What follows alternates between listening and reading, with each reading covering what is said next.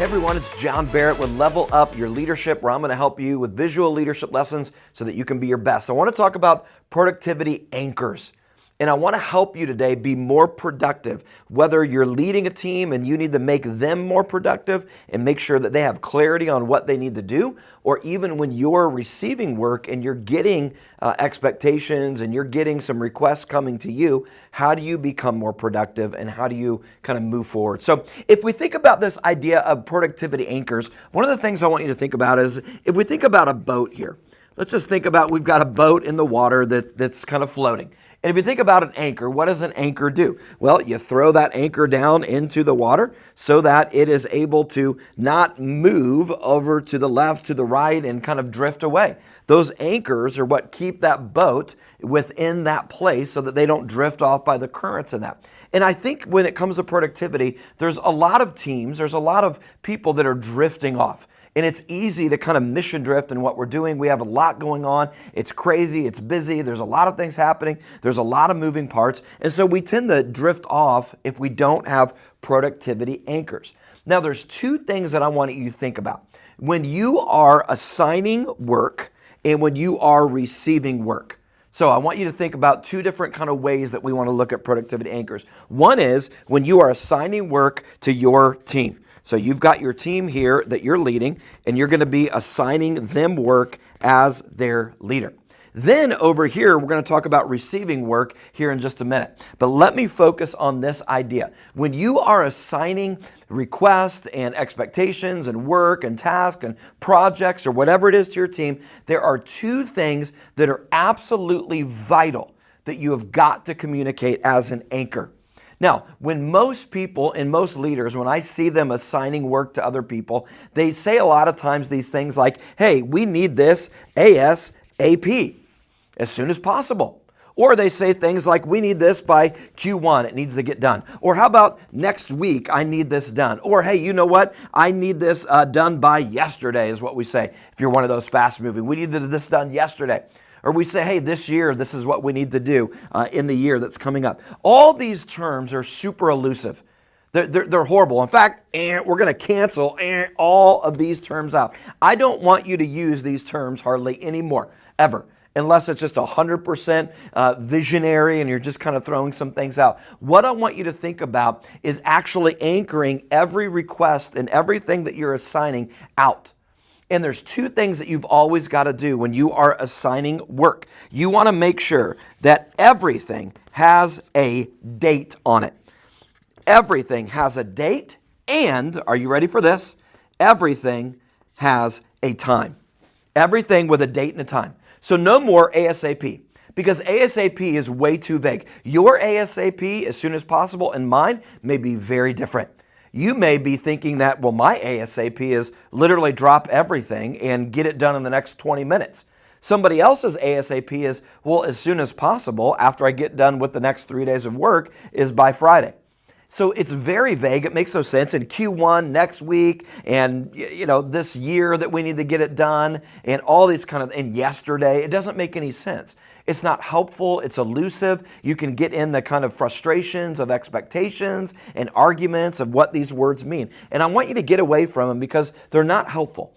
But if you will anchor everything to a date and a time, literally, I need this done by August 10th at 4 p.m.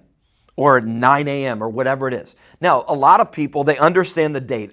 We know that we've got to have deadlines, that when we're assigning work to our team and that we've got to give deadlines. But I would say that most of the time this isn't happening. Unless it's a hard deadline, that's the only time we put it on there. But I want you to think about every request that you ever give, everything that you assign, that there's always a date. And I want you to think about adding a time to it. Now, this is where a lot of people say, well, is it really necessary to give the time? I mean, if I say by Tuesday, August 10th at this, isn't that good? Well, no, because 9 a.m. and 5 p.m. are very different. It's a very different expectation. And I would argue this, when you put a time onto it and you do a combo of a date and a time, that anchor is solid. It is real. It means something to other people. There's just some psychology behind it that shows that it's very thoughtful, it's very meaningful. So I literally want you to think about a date and plus a time that you assign everything. Never assign anything without a date and a time. Even if it's, I want you to be thinking about some ideas that we can do with this process and bring it to the table. And next Tuesday at 9 a.m., I want you to bring that and let's meet. I want you to present some of those ideas that we've got so that we can move forward. So when you are assigning work, you are always going to point to a date and to a time. Always when you're assigning work. In fact, if I look at anything that you've given to your team, everything in theory should have a date and a time attached to it. None of this stuff ASAP whenever you can get to it. Now, when you are receiving work, so you've got somebody over here who is telling you that they need something and you're on the receiving end of this. So they are communicating to you. They say, hey, I need this done. Now, many people violate this and this is what they say. They come to you and they say, hey, can you get that to me ASAP? Hey, Q1, we need to get that finished. Hey, can you get that to me by next year? We're going to be working on that. That's when I want the project done. Or hey, yesterday we needed this done. Next week, you get the point. Next month or whatever it is. Whenever people are giving you work and you're receiving it, what I want you to think about is to anchor everything to a date and a time.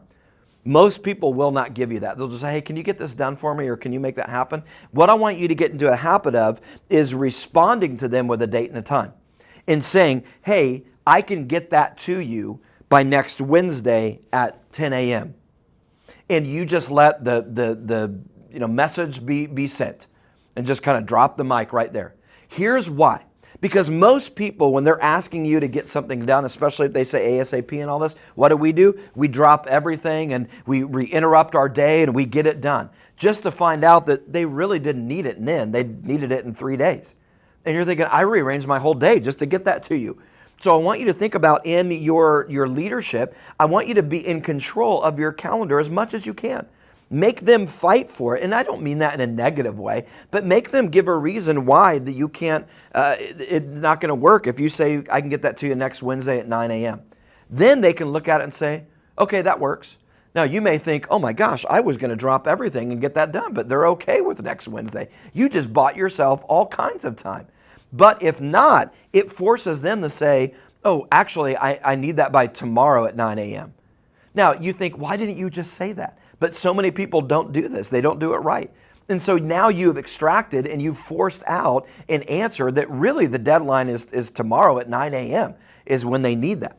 So I'm telling you, when you're receiving work, if you'll anchor everything to a date and a time, especially if they don't give you one, you just look at your calendar, be in control, give yourself some margin, give yourself some time so that you make sure you can get it done. And you just say, I can get that to you by, and then you give them a date and you give them a time. One, it sounds really meaningful because you are in control, truly, and you are saying this is when I can get it to you based on what I look at my workload. Many times you'll see that go in your favor. You will see people say, yeah, that'll work.